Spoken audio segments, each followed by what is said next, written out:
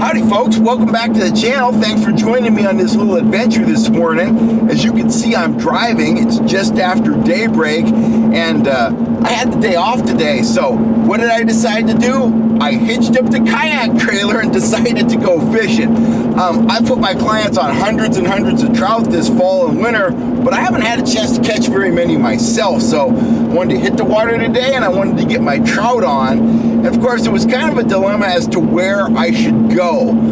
The Sierra destinations that I love to fish, they're still all locked up in snow and ice, but there was a wide range of foothill destinations to choose from because the fishing is outstanding. Trout fishing is outstanding in the foothills.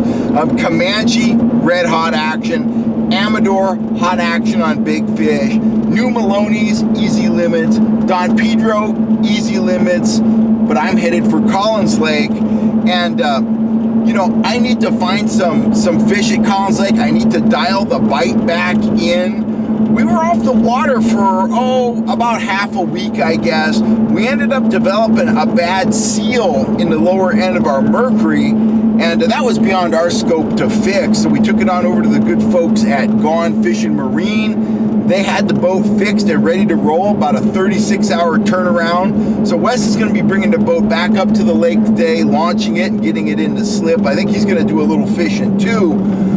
This fall and winter, you know, we had a lot of rain early on. We had some cold nights, we had some cold conditions. As a result, the water at Collins Lake has been muddy and cold, and we've been forced to fish bait by and large for the past month or so. We've caught a lot of trout on power bait, but we are itching to get back to trolling, and I think we're going to have trolling very soon. We may be having a trolling bite this morning. That's what I'm going out here to find out.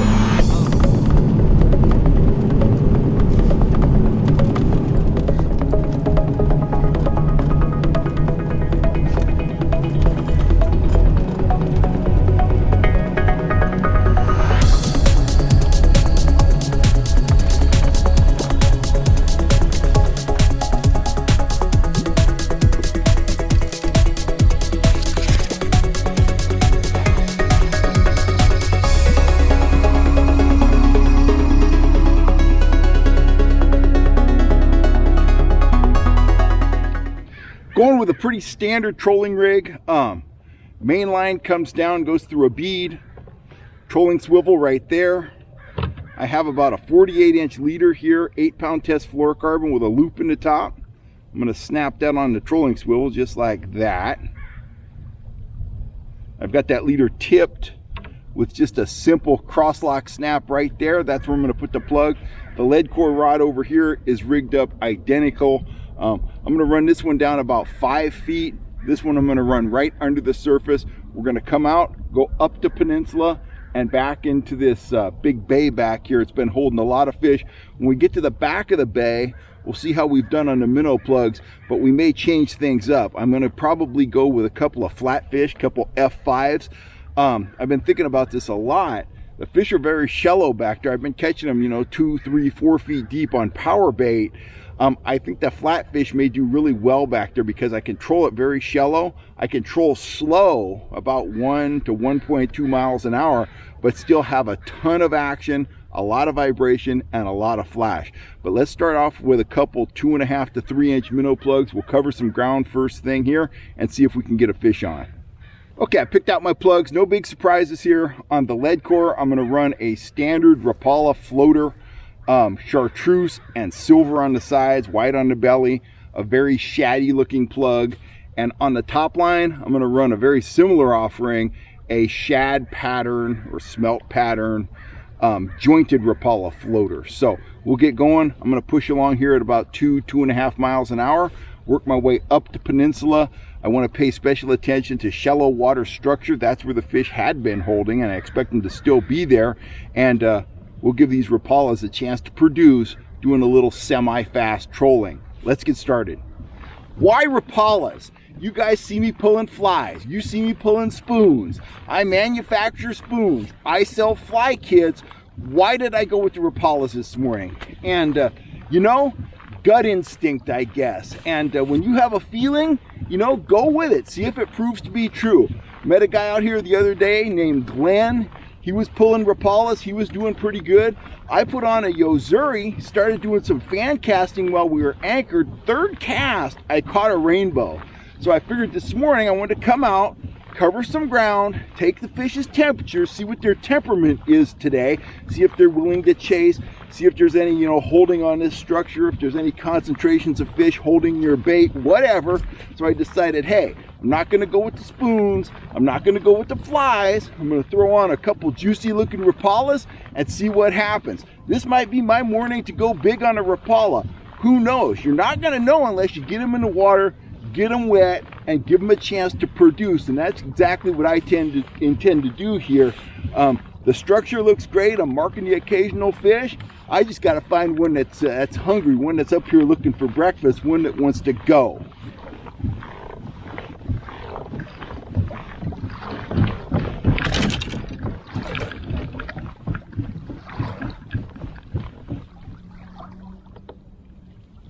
Fish on, Daddy. Fish on. I don't know what it is, but dang near lost the rod. I was on that jointed Rapala.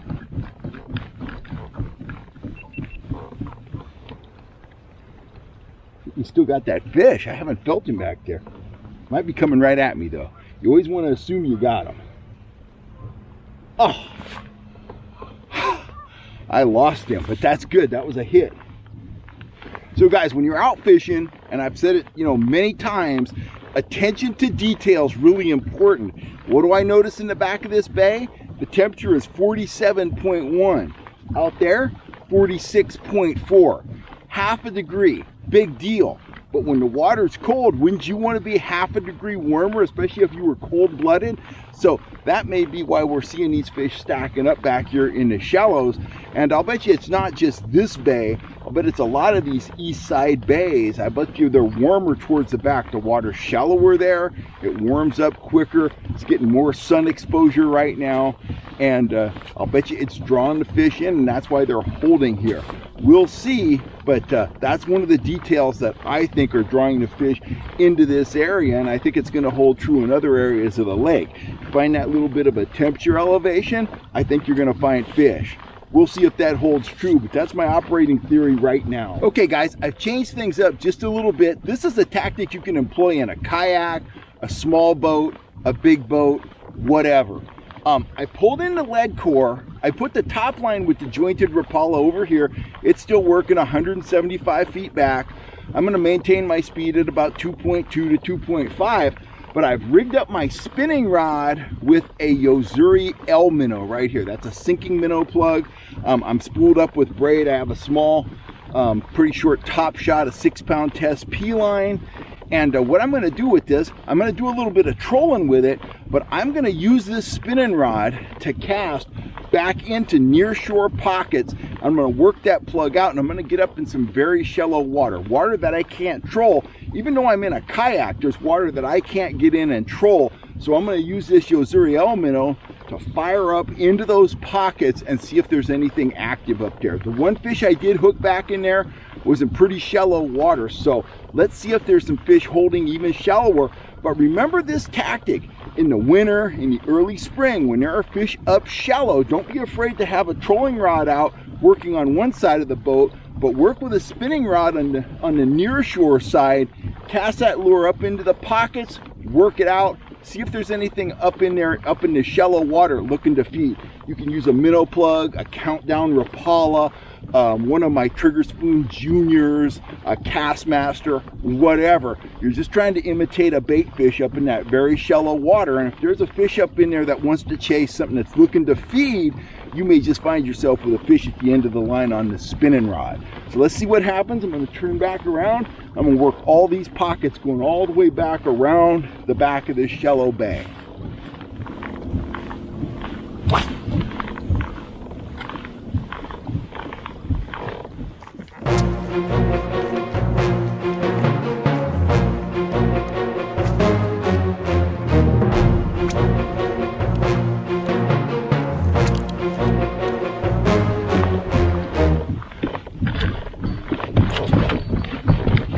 Fish on! Fish on! I can't even get out of the holder.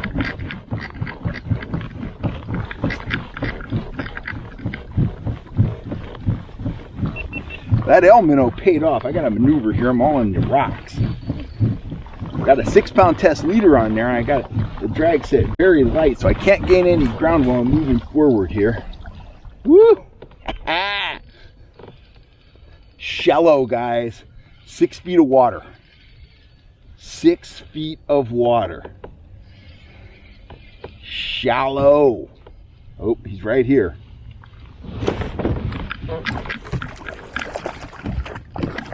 Oh, it's a trout. It's a forward momentum on things here. Oh, nice fish.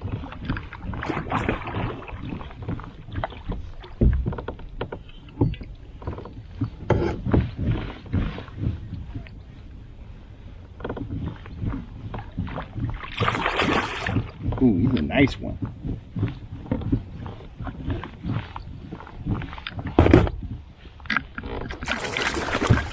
Oh. A little unorthodox, but there he is.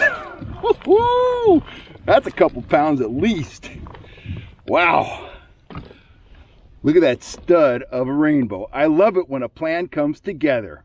Bam! Look at that fish. What a beauty. That's pushing 3 pounds right there. Nice square tail on that fish. He's been in here a while.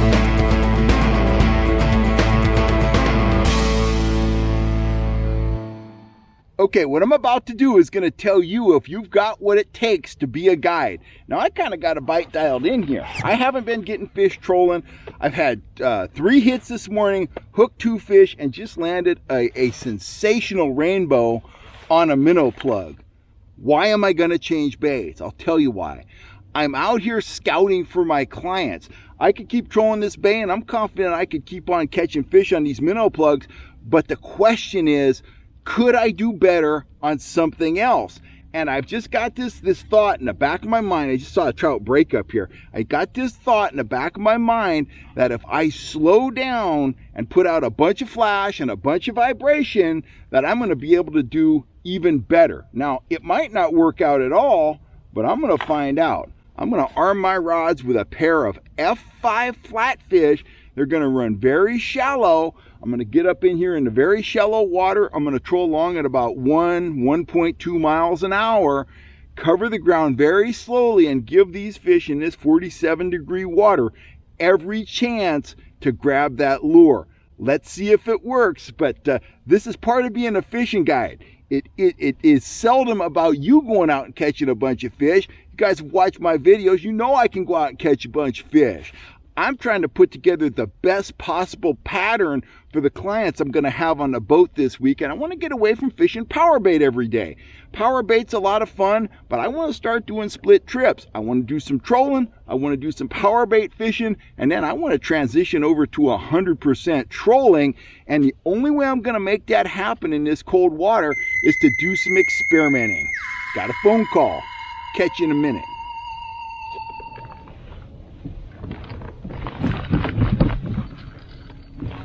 Fish on the flatfish. Right there, silver flatfish. Awesome. Woo, he's jumping. Awesome. Not a huge trout, he's right there. I can see him pretty well. Oh. Oh man. Oh, nice fish.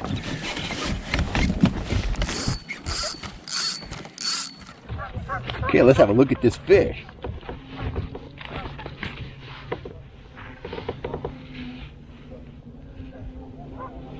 Nice husky Collins Lake rainbow. Look at that guy. Awesome. Totally cool. Okay, the flatfish was effective back in the back of that big bay. But was it more effective than a minnow plug? It didn't seem to be. So now I'm going to push down the lake. I want to check some areas that are similar to what I saw in the back of that bay. Maybe some subtler areas where there's, you know, just smaller coves and stuff like that. So I'm going to switch back to the minnow plugs because I control them faster.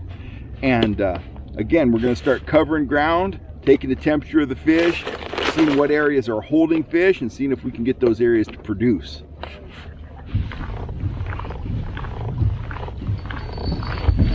fish on the Yozuri, and he is taking line. Wow. He's just ripping off drag. Let's see. I got to turn out here. We'll see what this is, but that fish pulled off line there for 15 or 20 seconds steady. We were trolling right at 2.4, 2.3 when that fish hit. So, as I always say, maneuvering is critical when you're fishing out of a kayak. I can see the top shot there. Ooh. That tip down in the water, he wants to jump. I don't want him jumping around. I haven't even seen him yet. He's not very far away.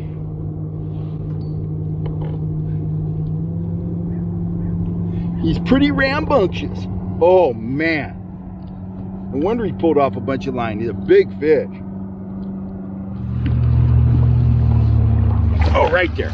Right there. In the bag. Woo! Dang. That's a beauty. That's a big fish. That's a big old rainbow.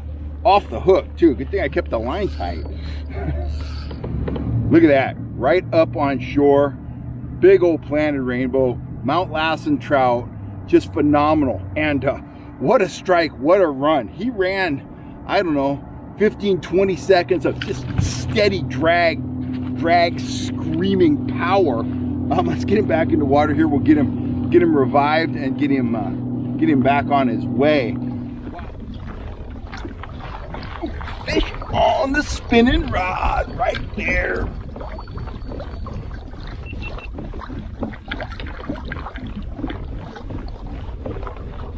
Nice. I gotta stay on the pedals going this direction, because if I don't, got a little breeze going nose into it. If I don't stay on the pedals, that breeze is just gonna whip me right around. I don't think this is a real big fish, but you never know. I know it's a fish, and I am smiling. I was just thinking coffee break, and I still am. That's a good note to go on the coffee break with. So very cool. You know, and you see me pumping fish a little bit like that. Got a light leader. I'm just trying to gain a little line. I'm dealing with this wind. The most effective way to land fish, and just about any species of fish, is just to do what I'm doing right here. Just grind on the reel. No, none of that fancy pumping stuff. If he jumps, get the tip down. Woo. Got crazy back there for a second. Okay. But the fish behind me like that, when I get off the pedals, instantly start to develop slack in the line. But that fish is right here. You get on the pedals a little bit just to get him in position. Is that a bass, maybe? No, it's trout. It's a handsome little rainbow. Always net him with the head up, just like that, right there, right in the bag. Very good. We'll take it. So guys, we're gonna wrap it up. We got some chores to do here, but Wes brought the boat out. He hooked a couple fish on the troll. The boat is running exceptionally well. It's running nice and smooth, and I've actually never been a side of it like this, so this is actually kind of cool. But very productive day here at Collins. The troll and bite is getting underway. Beautiful weather, beautiful lake. The lake is almost full. I was looking at this island over here. It's probably up another 2 feet from when I was here last time. So come on out, join us on the water, and learn the finer points of trout fishing. We're gonna be splitting our time between bait fishing and trolling, and pretty soon we're gonna be trolling 100% of the time. Not too long into the future, we're going to be offering kayak trips too, so you can kind of choose. You want to be out on the FHS pontoon boat over there, or you want to be out on one of our Hobie kayaks with Wes catching trout from a kayak. So anyway, that's it for now. I'll catch you next time right here on YouTube, guys. Thanks for all the support. I'm Kel Kellogg.